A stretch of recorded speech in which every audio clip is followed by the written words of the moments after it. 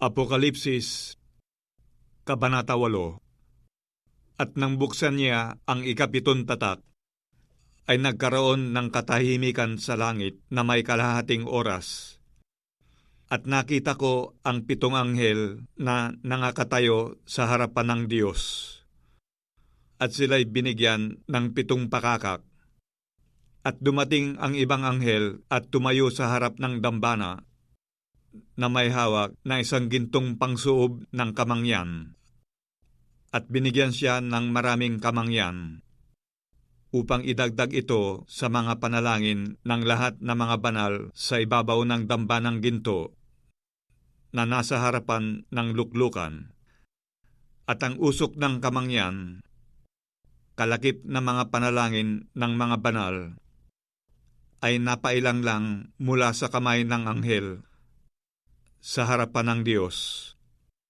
At kinuha ng anghel ang pangsuob ng kamangyan at pinuno niya ng apoy ng dambana at itinapon sa lupa at nagkaroon ng mga kulog at mga tinig at mga kidlat at ng isang lindol.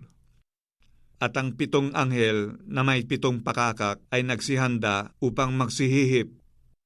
At humihip ang una, at nagkaroon ng graniso at apoy na may halong dugo, at itinapon sa lupa.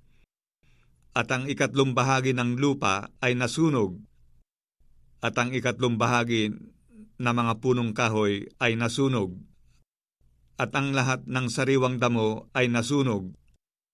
At humihip ang 2 anghel, at ang tulad sa isang malaking bundok na nagliliyab sa apoy ay nabulusok sa dagat.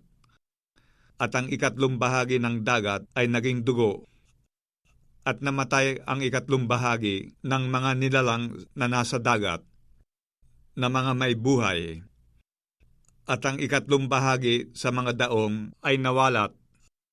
At humihip ang 3 anghel, at nahulog mula sa langit ang isang malaking bituin na nagliliyab na gaya ng isang sulo, at nahulog sa 3 bahagi ng mga ilog at sa mga bukal ng tubig. At ang pangalan ng bituin ay Ahenho. At ang 3 bahagi ng tubig ay naging Ahenho.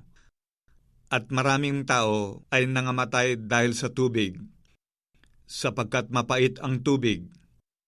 At humihip ang 4 na anghel, at nasugatan ang 3 bahagi ng araw, at ang 3 bahagi ng buwan, at ang 3 bahagi ng bituin, upang magdilim ang 3 bahagi nila, at upang ang 3 bahagi ng maghapon ay huwag lumiwanag, at gayon din naman ang gabi. At nakita ko at narinig ko ang isang agila na lumilipad sa pagitan ng langit, na nagsasabi ng malakas na tinig, Saaba, Saaba, Saaba, na mga nananahan sa ibabaw ng lupa, dahil sa mga ibang tunog ng pakakak ng 3 anghel na magsisihihip pa.